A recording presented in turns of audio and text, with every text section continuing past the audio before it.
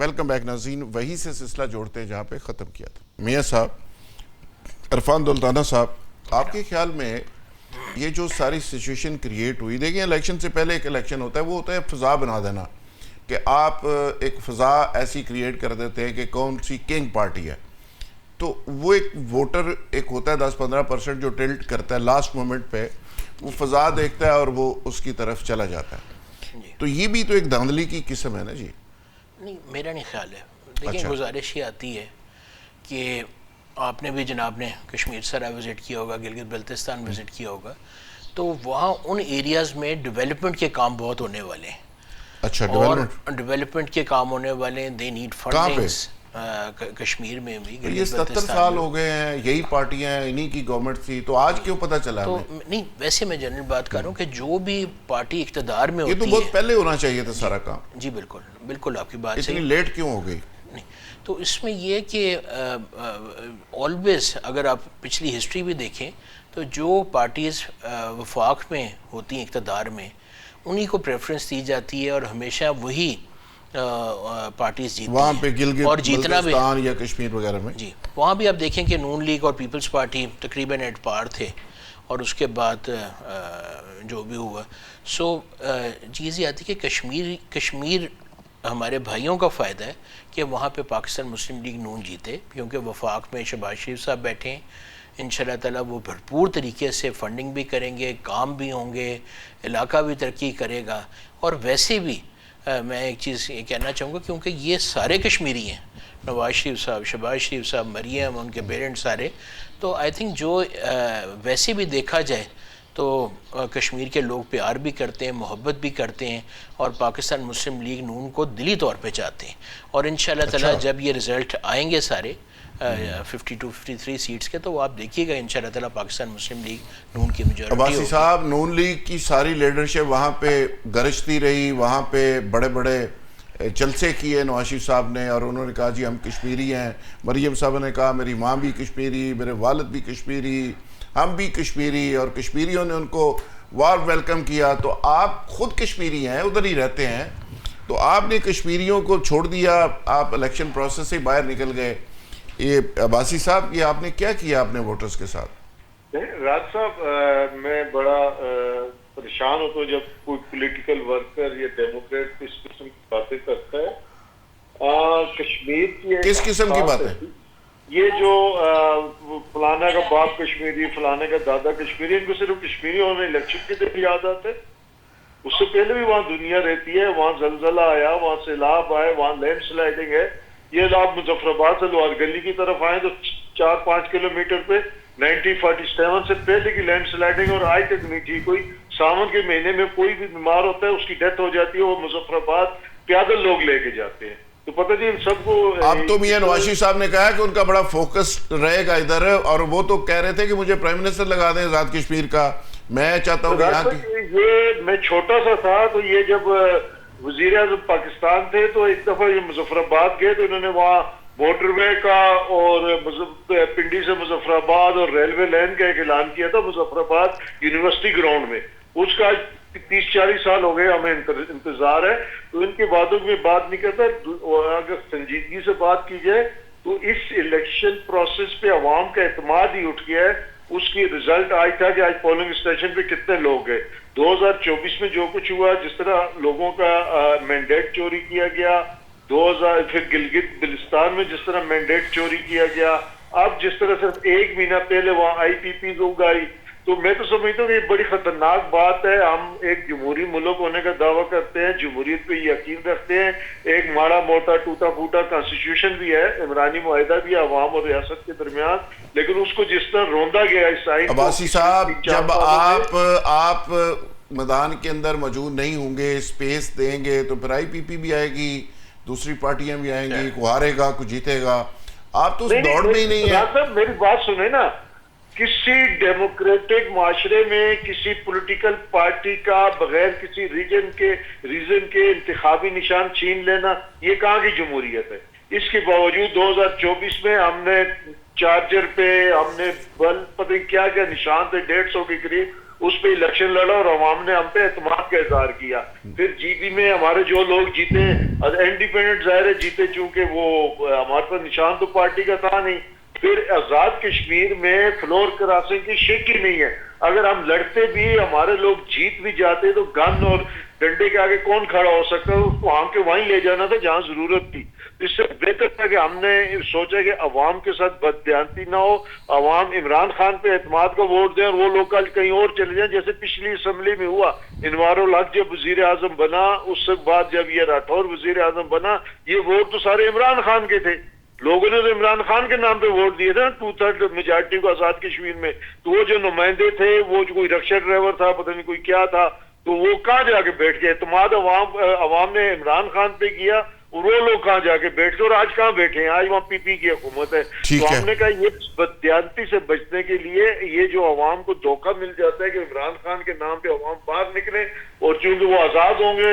اور یہ عباسی صاحب پھر تو اس کا مطلب ہے دیکھیں اگلا جو جنرل الیکشن ہے اس کا احتمال تو اس میں بھی ہوگا کہ کوئی بندہ لوٹا نہ مان جائے. تو اس کا مطلب یہ ہوا کہ اگلے الیکشن سے بھی آپ باہر ہی ہوں گے چونکہ کوئی بندہ لوٹا. نہیں, ہم انشاءاللہ عوام کی طاقت پہ یقین رکھتے ہیں. جب جمہوریت کی جڑیں یہاں مضبوط ہوں گی, جب کانسٹیٹیوشن یہاں ایکٹیو ہوگا, آئین زندہ ہوگا, آئین کو پامال نہیں کیا جائے گا. جیسے کے پی کی اور پنجاب کی جب اسمبلیاں ٹوٹی تو 1.5 سال تک الیکشن نہیں ہوئے, مرکز کی اسمبلی ٹوٹی تو 90 دن کے بجائے کتنے مہینے بعد الیکشن ہوئے. اور مطلب کہ آئین تو ہے نہیں نا. آپ کے خیال میں آئین کب زندہ آپ الیکشن لڑتے ہیں؟ جب آئین ہی نہیں ہے تو آپ کس کے بھروسے پہ الیکشن؟ کانسٹیٹیوشن آپ کو رائٹ دیتا ہے, کانسٹیٹیوشن کی طاقت پہ آپ عوام کے پاس جاتے ہیں اور عوام سے طاقت لے کے پھر آپ عوام کی خدمت کرتے ہیں. جس ملک کا کانسٹیٹیوشن ہی زندہ نہ ہو وہاں آپ الیکشن لڑ کے کیا کریں؟ بالکل ٹھیک ہے, بالکل ٹھیک ہے. نوید علیہ صاحب, ہم ٹاپک ذرا اگر چینج کریں تو انٹرنیشنل سچویشن یہ ہے, ایران اور امریکہ کی جنگ کی صورتحال یہ ہے کہ اس دفعہ ایران کے اوپر جو اٹیک کیے ٹرمپ نے, اس میں اس نے کانگریس کے اس فیصلے کو بھی بلڈوز کیا. اس پہلے اکیلے اسرائیل اور امریکہ نے اٹیک کیا, اب نیٹو بھی ساتھ شامل تھا. اور اس کے باوجود ظاہر ہے بہت بڑی لیول کے اوپر بمباری ہوئی, بہت بڑے بڑے ہتھیار آزمائے گئے ایران کے اوپر, لیکن ایران نے جو جواب دیا اس کی ایکوریسی بڑی زبردست تھی. جو نشانے انہوں نے ایک ایک جگہ پہ لگائے اور امریکی وہاں سے جیسے باغے کویت, بحرین اور مختلف جگہ سے جو اڈے تھے ان کے تباہ کیے. تو آپ کے خیال میں ایران کے پاس ابھی بھی اتنے ہتھیار, اتنی ریزسٹنس کے لیے طاقت موجود ہے کہ وہ امریکہ کا مقابلہ کر سکتا ہے؟ اور امریکہ اب پھر ایک دفعہ جنگ بندی پہ مجبور ہوا ہے, ثالثی دوبارہ شروع ہوئی ہے, تو آپ کو کیا لگ رہا ہے کہ حالات کس طرف جا رہے ہیں؟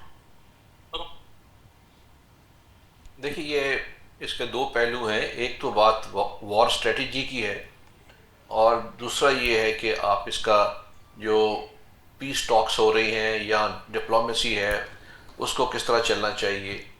جہاں تک جنگ کا تعلق ہے, میرا پہلے بھی عرض کیا تھا کہ بیسیکلی تو دونوں پارٹیز کے اندر ایپیٹائٹ نہیں ہے مزید جنگ کے لیے, کیونکہ دونوں کے اپنے اپنے وجوہات ہیں. اس کی امریکہ کی اپنی انٹرنل وجوہات ہیں, جیسے آپ دیکھ رہے ہیں کہ ان کے جنرلز نے بھی اعتراض کیا کہ آپ مزید جنگ نہ کریں.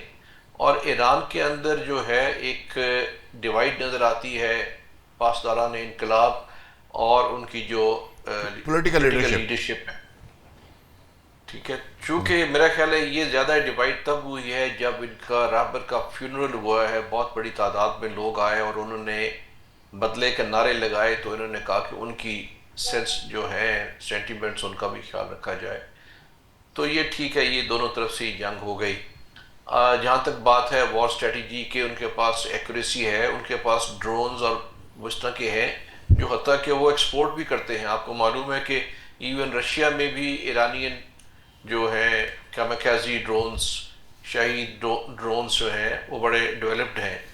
وہ ٹھیک ہے اپنی جگہ, لیکن دونوں ڈپلیٹ ہو رہے ہیں. امریکہ کے بھی یہ جو ایمونیشن ہے ڈپلیٹ ہو رہا ہے, وہ بعد میں ہوگا, پہلے ایران کا ہو جائے گا.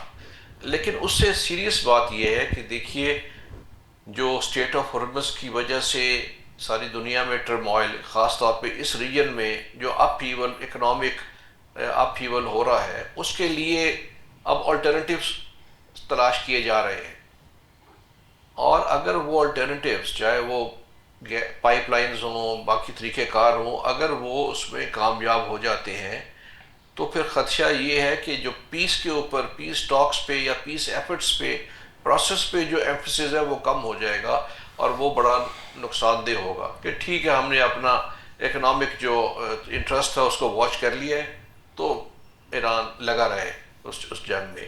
تو میرا خیال ہے کہ ابھی دوبارہ بھی جو چونکہ تھوڑا سا اس پہ ڈپلومیسی کام آئی ہے، اور ایک دیر از اے لل ان آل دس وائلنس گوئنگ آن، تو اگر اس کو مزید اس پہ اس پہ بات کر کے اور ایک لانگ لاسٹنگ، دیکھیں ٹیمپلیٹ تو وہی استعمال ہوگا، اسلام آباد ایم او یو یا ایگریمنٹ. ٹھیک. ابھی موڈیلٹیز طے ہو رہی تھی، 3-4 شکیں ایسی تھیں جن میں اب ابہام تھا یا وہ ویک تھی، تو اس کے اوپر اگر ہم ٹائم دے دیتے دونوں ممالک اور اس کی موڈیلٹیز طے ہو جاتی ہیں، جیسے اسٹیٹ آف ہارمز کی ایڈمنسٹریشن ہے، یا جو فروزن ایسٹس ہیں، یا ایران کے جو انٹرسٹ ہے جو اس پہ جو سینکشنز امپوز کیے ہوئے ہیں، تو یہ تمام اگر تھوڑا عرصہ مل جاتا اور 15-20-30 روز تو یہ معاملے حل ہو جاتا. تو میرا خیال تھوڑا ڈیلے ہو گیا ہے، لیکن اب دوبارہ یہ پروسیس شروع ہو جائے گا. اگر یہ کمپلیکیٹڈ ہے، لیکن میں سمجھتا ہوں کہ اگر اس پہ سیریس ڈپلومیسی دوبارہ کی جائے، دونوں جنگ کرنے کی پوزیشن میں نہیں ہے. ایران کا بھی حال خاصا خراب ہو چکا ہے. اوکے. ان کو بھی اس خیال کرنا چاہیے کہ مل کے ایک ڈیسیژن کریں، ان کی پولیٹیکل لیڈرشپ اور پاسدارانہ انقلاب کی پروٹیکشن کرنا. ٹھیک ہے ان کا اپنا ایک ہدف ہے، لیکن لوگوں کی اور ریاست کی بھی تو پروٹیکشن کرنی ہے. بالکل ٹھیک وہاں ہے. پہ ڈسٹرکشن ہو رہی ہے تو اس کا بھی تو خیال کرنا چاہیے. برگیڈ اور صاحب، ادھر جی ٹرمپ صاحب کو بھی سننا چاہیے اپنے جنرلز کو اور اپنی پولیٹیکل جو ان کی ہے ایڈوائزرز، کس جنگ سے باز آ جائیں. بالکل ٹھیک ہے. اچھا برگیڈ صاحب، یہ جو سچویشن ساری ڈیولپ ہو رہی ہے، حوثی نے سعودی انسٹالیشن کے اوپر اٹیک کیے، سعودی اتحاد نے واپسی اٹیک کیے، کویت پاکستان کے ساتھ دفاعی معاہدے میں آ رہا ہے، آگے قطر بھی انٹرسٹڈ ہے، ترکیہ بھی آ رہا ہے. تو یہ ساری کیا سچویشن ڈیولپ ہوتی ہوئی نظر آ رہی ہے آپ کو؟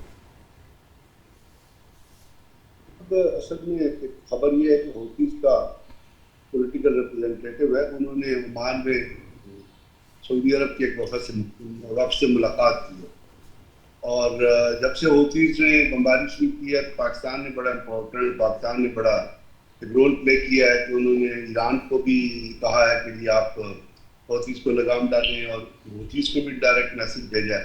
اور سعودی عرب کے ساتھ تو پاکستان کا ایک دفاعی معاہدہ آپ کو پتہ چل ہی رہا ہے، تو اس کے حساب سے پاکستان وہاں پہ موجود ہے. اب اس میں تمام چیزیں جو ہیں وہ دو چیزیں جو بڑی امپورٹنٹ ہے وہ یہ ہے کہ ایک تو اسٹیٹ آف ہارمز تو ایران کے کنٹرول میں ہے ہی، اور وہاں پہ پرابلم ہو رہی ہے. باب المندب بھی اگر بند ہو جاتی ہے تو پھر آپ کا تمام پریشر جو ہوگا وہ یہاں سے اٹھ کے اسٹیٹ آف ملاکا پہ شفٹ ہو جاتا ہے. اور ہم کہتے ہیں کہ ایران نے تیل کا جہاز جو ہے وہ حوثیوں کی وجہ سے انہوں نے یہاں سے باب المندب سے بھی نہیں گزارا، اسٹیٹ آف ہارمز سے بھی نہیں گزارا، بلکہ اوپر اسٹیٹ آف ملاکا سے وہ بلکہ ریڈ جو اپنا سویز سے لے کے وہ 12,000 سے زیادہ کلو میٹر کا علاقہ طے کر کے وہ آ رہے ہیں. تو اس کا مطلب تھا کہ ایک انرجی کے اوپر بہت سیریس اثر پڑے گا. اب جو وار میونیشن ہے، ظاہر ہے ایران پہ جتنے حملے ہو رہے ہیں تو ایران کی نہ صرف یہ کہ انفراسٹرکچر ڈیمیج ہو رہا ہے، بلکہ ابھی یہ پچھلے دنوں ان کے 2 آرمڈ 88 آرمڈ بریگیڈ اور 92 آرمڈ بریگیڈ کے اوپر جو شمالی اس میں ساحلی علاقے پہ جو ڈپلائڈ ہیں وہاں جو حملے کیے گئے، اور جس طرح بندرآباد پہ چابہار پہ انہوں نے ایک دوسرے شہروں کی آپس میں کنیکٹیوٹی توڑ دی ہے، وہ ایک بڑا سیریس ڈیولپمنٹ. اب یہاں تمام چیزوں پہ جب ہم ایک سیکنڈ کے لیے رکتے ہیں، وہ یہ ہے کہ یہاں اس کے بعد ہوگا کیا امریکہ وار جاری رکھے گا، کیا ایران وار جاری رکھے گا؟ اگر ایک ایسے ملٹری اسٹریٹجسٹ کے طور پہ آپ کہیں تو آپ کو یہ نظر یہ آتا ہے کہ تمام اسٹریٹجی کے حساب سے اس وار کے جتنے ایلیمنٹس ہیں وہ تو استعمال ہو چکے ہیں. امریکہ نے بھی کر لیے، ایئر بھی کر دی، میزائل بھی کر لیے، ایران نے بھی کر دی. اب اگر ہم کہتے ہیں کہ وہ کہتے ہیں ٹرمپ یہ کہتا ہے کہ میں اس کے بعد کچھ اور سیریس ہوا کیا کرے گا، تو اس کے بعد پھر 2 ہی آپشن آ جاتی ہیں آپ کے سامنے. ایک یہ ہے کہ وہ چھوٹا موٹا نیوکلیر یا کسی تو اس پہ مار دے, پہاڑی کی چوٹی پہ مار دے, کہتے جی میں کم ییلڈ کا کہ جی میں فتح ہو گئی ہے, جو میں بات نہیں کرنا چاہتا بیکاز اٹس اے ڈیواسٹیٹنگ. دوسرا یہ ہے کہ وہ گراؤنڈ حملہ کرتے. تو گراؤنڈ حملے کے لیے جو جس طرح ٹارگیٹنگ ہو رہی تھی تو ایران کی, تو اس سے تو میں یہ نتیجہ عکس کر رہا تھا کہ شاید یہ سافٹنگ اپ آف دی ٹارگیٹ کر رہے ہیں. جیسے ہمارے یہاں کہتے ہیں کہ جنگ سے پہلے ٹارگیٹ سافٹن اپ کرو, کہ اگر آپ درمیان میں کسی بھی آپریشن سے پہلے اس کو بمبارڈمنٹ کو کہتے ہیں کہ آپ اتنا ٹارگیٹ کو سافٹن اپ کر دیں کہ جب آپ اٹیک کریں تو ریزسٹ نہ کریں. لیکن پرابلم یہ ہے کہ اگر وہ گراؤنڈ حملہ کرتے ہیں تو کریں گے کہاں؟ اگر خرج آئی لینڈ پہ کرتے ہیں یا وہ قسم آئی لینڈ پہ کرتے ہیں تو وہ تو ان کی تباہی کا باعث ہوگا. اسی لیے سینٹ کام نے جو کچھ کہا ہے وہ انہوں نے یہ کہا کہ ہم بڑے سیریس کے پریڈکشن, ہمارے جو ریزروز ہیں وہ بہت کم ہو گئے ہیں. اور یہ ابھی کی رپورٹ نہیں, اگر اب وسیع ایک بہت بڑا ڈیفینس میگزین ہے, اس کی پہلے 16 دن کی پہلے فیز کی پہلے 16 دن کی رپورٹ اٹھا کے پڑھے نا, تو وہ یہ کہتا ہے کہ پہلے 16 دن کے اندر ایران نے مور دین جو ہے نا 400 ٹاماہاک میزائل استعمال کر دیے تھے, اور ایک سال میں امریکہ نے ایک سال میں امریکہ صرف 1000 میزائل بنا سکتا ہے. اس لیے وہ پہلے فیز کی مڈل آف دی وار میں ٹرمپ نے رائتھون کے سی او کو اور اس کے اپنا لاکہیڈ مارٹن کے سی او کو بلا کے کہا تھا کہ جی زیادہ میزائل پروڈیوس کرو. اب پرابلم یہ ہے کہ میزائلس کے لیے جو منرلز ہوتے ہیں ٹنگسٹن سے لے کے نیچے تک لیتھیم تھے, وہ تمام کے تمام 80% چائنا میں, چائنا نے اس پر پابندی لگائی. تو دیر از سیریس یہ چکر ہے جس کو, لیکن آل سیڈ اینڈ ڈن مجھے اس وقت تک ٹرمپ کا ذاتی ایٹیٹیوڈ ایسا نظر نہیں آتا ہے کہ وہ جنگ سے باہر آ جائے گا. غالباً میں سمجھتا ہوں کہ اس نے کچھ چیزوں کے لیے ایک آپریشنل پاز لیا ہے سینٹ کام کے کہنے کے باوجود کہ جی اب ہم جنگ کریں گے تو ہمیں بڑا نقصان ہوگا. جے ڈی وینس کے کہنے کے باوجود ٹرمپ کے اوپر کیونکہ اے پیک اور زیونسٹ لابی کا بہت دباؤ ہے, تو ہو سکتا ہے یعنی ٹرمپ پہ اعتبار نہیں کیا جا سکتا اور وہ کسی وقت بھی یو ٹرن لے کے دوبارہ اپنی حرکتوں پہ آ سکتا ہے. دولتانہ صاحب جناب, جو سچویشن ڈیولپ ہوئی ہے, پاکستان سٹل پوری کوشش کر رہا ہے کہ سعودی عرب ایران کا ٹکراؤ نہ ہو, سعودی عرب کویت کا ٹکراؤ نہ ہو, قطر کی لڑائی نہ ہو, اور مسلمانوں کی جو طاقت ہے وہ محفوظ رہے اور بچی رہے. پاکستان آج بھی پوری ایفرٹ لگا رہا ہے. تو آپ کو کیا لگ رہا ہے کہ پاکستان اس پہ کامیاب ہو جائے گا؟ جی انشاءاللہ بالکل کامیاب ہوگا. And we are proud of our army, جنہوں نے ایک رول پلے کیا ہے. کویت کا جس طرح $8 بلین کا پیٹ کا ہو رہا ہے, جس طرح سعودی عربیہ کے ساتھ کیا ہے, جس طرح انشاءاللہ تعالیٰ ٹرکی کے ساتھ ہوگا, جس طرح اور انشاءاللہ اسلامک ممالک جو ہیں وہ پاکستان کے اوپر ڈیفنس کے لحاظ سے اپنا کانفیڈنس کریں گے. اور میرے خیال سے ہمارے پاس سب سے بڑا جو ہمارا اثاثہ ہے وہ ہمارا یہ پاکستان آرمی ہے, ہمارا نیوکلیئر ہے. So we are proud of Nawaz Sharif sahab also کہ جنہوں نے یہ سٹیپ لیا. We are proud of Zulfikar Ali Bhutto sahab also جنہوں نے سٹارٹ کیا. تو یہ ان سب کا شکریہ ہے کہ آج پاکستان کے اوپر کوئی میلی نظر سے نہیں دیکھ سکتا ہے. اینڈ سب سے زیادہ we are proud of our field marshal, جن کی ماشاءاللہ بہترین صلاحیتوں کی وجہ سے ہم نے اپنے بدترین دشمن انڈیا کو ایسا سبق سکھایا کہ انشاءاللہ تعالیٰ وہ کبھی پاکستان کے اوپر میلی نظر نہیں رکھے گا انشاءاللہ. عباسی صاحب, مشکل ترین حالات ہیں, بڑی ٹینس صورتحال ہے. پاکستان نے بڑی اگریسو ڈپلومیسی پہلے بھی کی, اب بھی کر رہا ہے. پاکستان کی لیڈرشپ خاص کر فیلڈ مارشل مایوس نہیں ہو رہے, تھک نہیں رہے, اور وہ پوری طرح دل جمی کے ساتھ لگے ہوئے ہیں. تو آپ کو لگتا ہے کہ پاکستان کے حق میں کوئی بہتر رزلٹس نکلیں گے, اور جس طرح پوری دنیا کے مسلمان پاکستان کی طرف دیکھتے ہیں امید بھری نظروں سے, اور پاکستان مسلم امہ کو لیڈ کرنے کی پوزیشن میں آ جائے گا؟ دیکھیں جی, اگر نیچرلی اگر آپ دیکھیں تو مڈل ایسٹ کا ڈیفینس اگر کوئی کر سکتا ہے تو وہ حقیقتاً پاکستان سے اپنی فوجی طاقت سے دا بیسٹ آپشن, بجائے اس کہ وہ 10,000 کلومیٹر دور جا کے امریکہ کی طرف دیکھیں. یہ تو نیچرل ہے, یہ بہت پہلے جیسے فرسٹ اسلامک سربراہی کانفرنس ہوئی تھی اس میں جو اس قسم کا آئیڈیا تھا, تو یہ تو اس میں تو کوئی دو رائے نہیں ہے پاکستان کی فوجی طاقت پہ اور ہماری لوکیشن پہ اور ہماری کیپیبلٹی پہ. اب دوسری چیز یہ کیا ہم اس کو میٹرلائز کر سکتے ہیں, اس کے لیے ضروری ہے کہ پاکستان کے اندر بھی سیاسی استحکام بھی ہو, معاشی استحکام بھی ہو, پھر آپ دوسرے کے ساتھ برابری کی سطح پہ بیٹھ کے इस किस्म के दिफाई मुआहदे या जो स्ट्रेटेजिक पॉलिसीज होती हैं लॉन्ग टर्म वो डिस्कस कर सकते हैं। उसमें जैसे सऊदी के साथ हमारा हुआ, अल्लाह करे कुवैत के साथ भी हो जाए, बाकी जो मिडिल ईस्ट के ममालिक हैं उनके साथ भी हम बेहतर ऑप्शन है उनके लिए। लेकिन उसके लिए आपको थोड़ा सा अपनी ज़ात से, सियासत से, ज़ाती मफादात से ऊपर उठ के इस मुल्क के मफादात को सामने रखते हुए फैसले करने के पड़ेंगे, पॉलिसी बनानी पड़ेंगी।